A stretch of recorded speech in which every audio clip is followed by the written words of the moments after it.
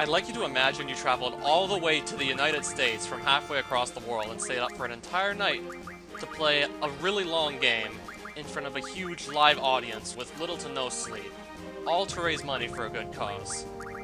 And you also had a deep enough knowledge of said game to be able to navigate through some pretty complex menus blindfolded. Again, live in front of all these people. And yet you also did something very similar last year, and that run also ended up becoming very popular. And then some of the viewers at the event you went to pull up some things you said completely irrelevant to the event itself, and then everything came crashing down from there. These days, apparently showing your support for a public and legal political party, and not on Games Done Quick's stream, but on your own Twitter feed, is now enough to get you banned from the event indefinitely. Specifically, all it took for Luzbelheim to get banned from the event was his Twitter bio that reads, "I hate feminazism," and one recent tweet regarding a Spanish political party. Like, do you not see the absolutely insane level of thought policing and censorship going on these days? Also, this is why the speedrunning community has the drama that it has, and this type of campaigning is exactly what divides people instead of uniting them, which is contradictory to what Games Done Quick is set out to do in the first place.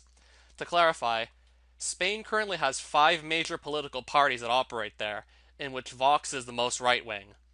Vox's ideologies range from and include populism, nationalism, neoliberalism, anti-Islam, and anti-feminism.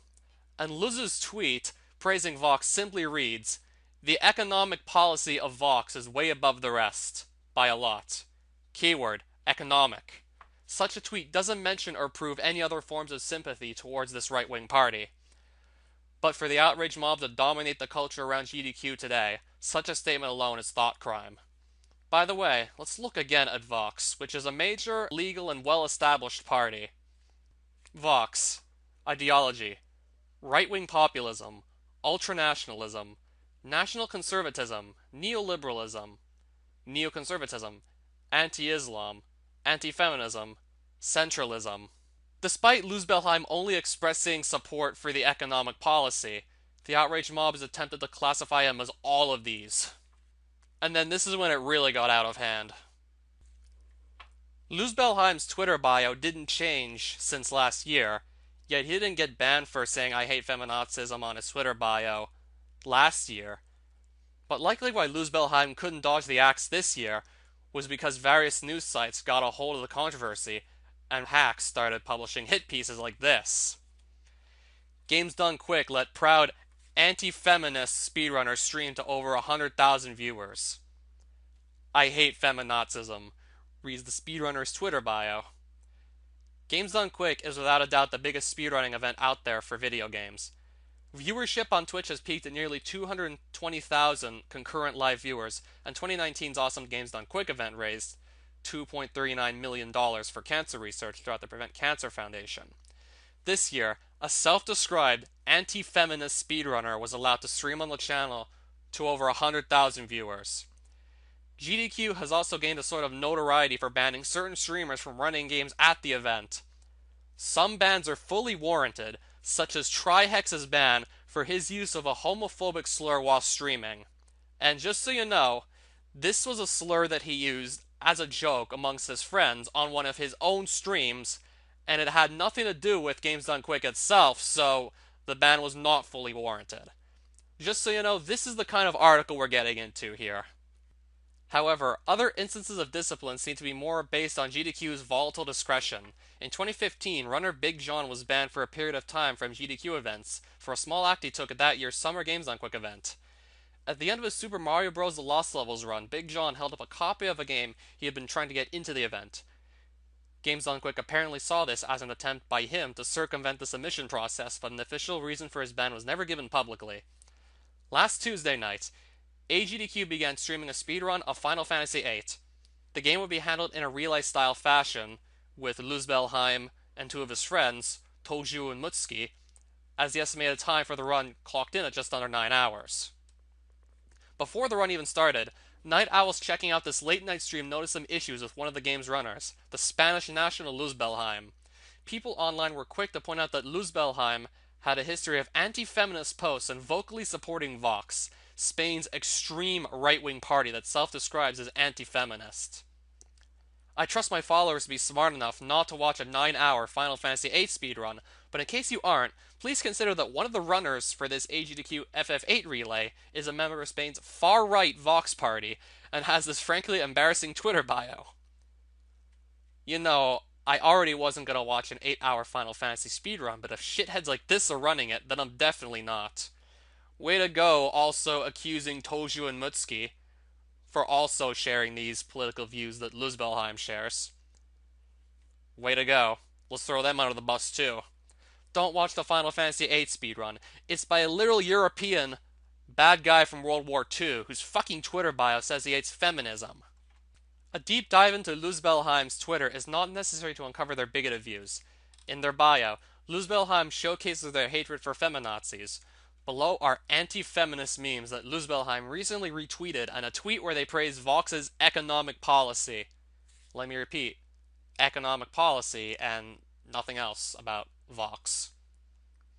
With how strict GDQ has been about banning certain streamers, it's baffling that the vetting process it has in place allowed Luzbelheim to make it to stream.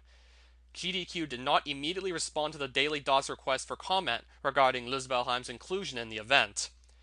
In 2017, writer Heather Alexandra published via Kotaku her sentiments that as GDQ continues to grow, so too will the controversy surrounding the event. This appears entirely true, given we're only halfway through the week-long stream and alleged fascist-supporting, anti-feminist speedrunner was allowed to take part in a 100,000 viewer stream. As you can see, an article like this gives no consideration to Luzbelheim's side of the story, and blindly goes along with a couple of random tweets as the sole evidence to prove their case. And they're going along with just endorsing calling Luzbelheim a fucking Nazi, trying to ruin his reputation with other misinformation.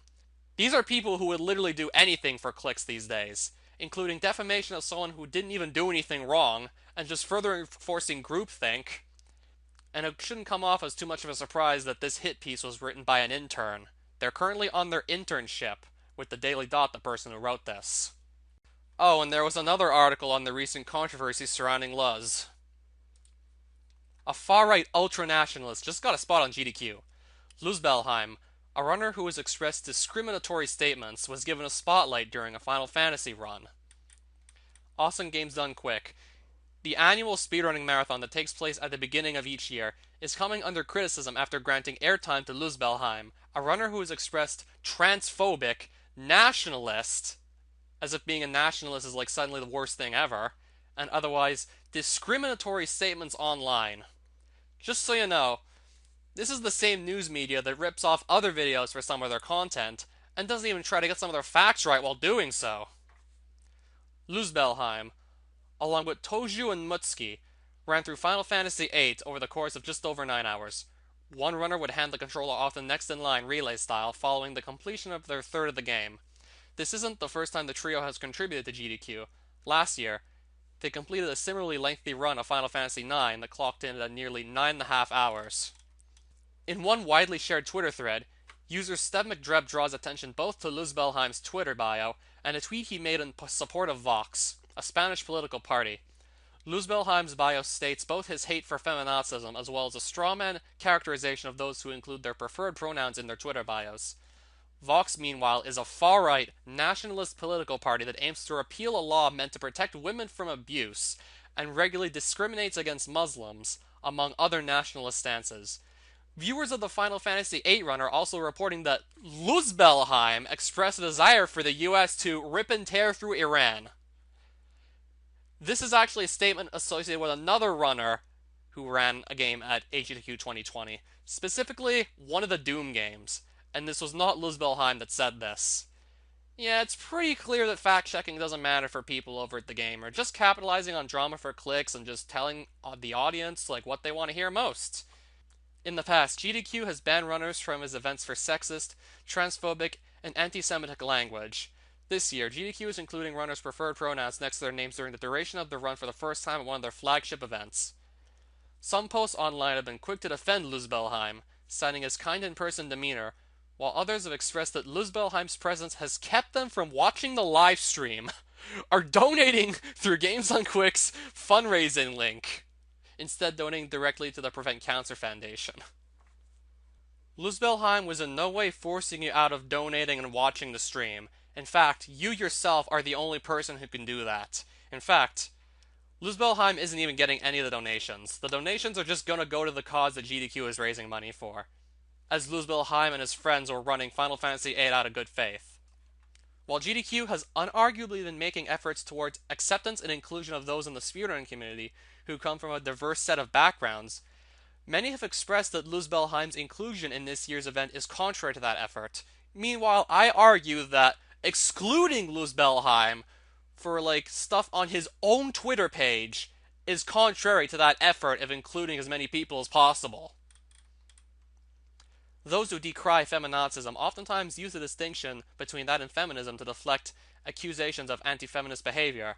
However, feminazism is a word with no clear definition beyond its combining of feminism and Nazism, and is most often used simply to criticize equality for women. Luzbelheim's Twitter bio also states his gender identity as demi-non-binary and preferred pronouns as Luz and Luz. The absurdity of this serves no purpose other than to mock those for whom sharing their preferred pronouns is actually part of their gender identity.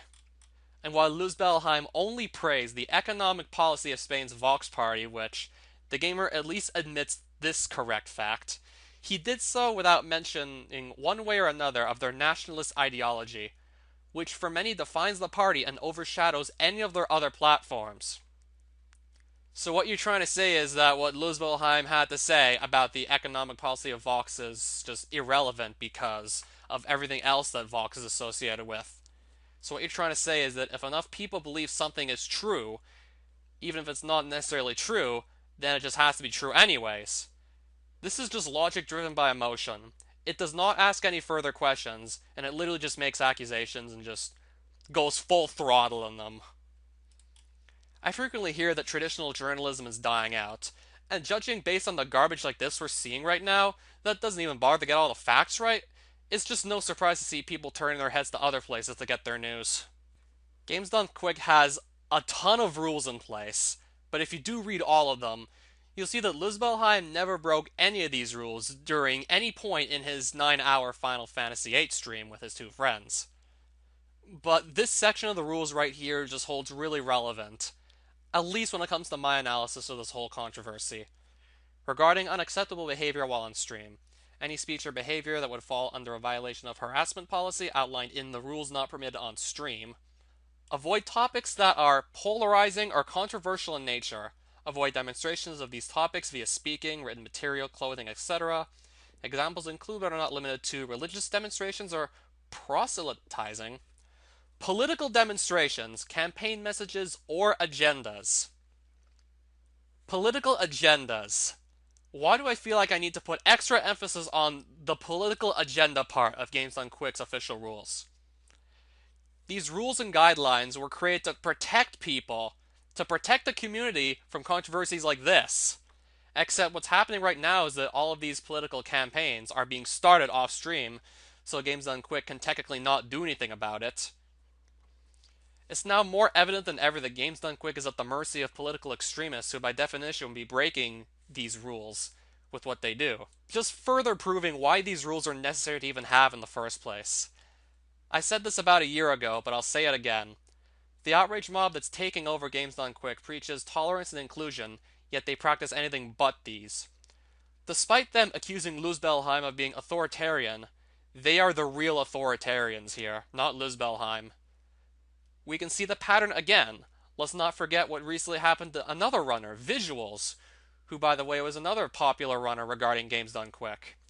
He was recently disallowed from partaking in a recent online Games Done Quick event, specifically the most recent GDQ hotfix, not too long after someone took old statements he made from years ago out of context, despite being well respected within the speedrunning community. And to further drive the point home as to how GDQ will just listen to anything sometimes, and not really look for further context, the person who made the accusations against Visuals only actually started tweeting 2 weeks before they made the accusations. In fact, Visuals' Hollow Knight run from AGDQ 2019 went on to be one of the more popular runs in recent history.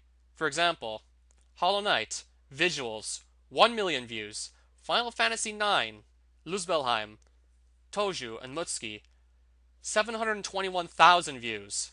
This is serious given how just a bit of information out of context can be used to effectively deplatform these high-profile people and ruin their reputations.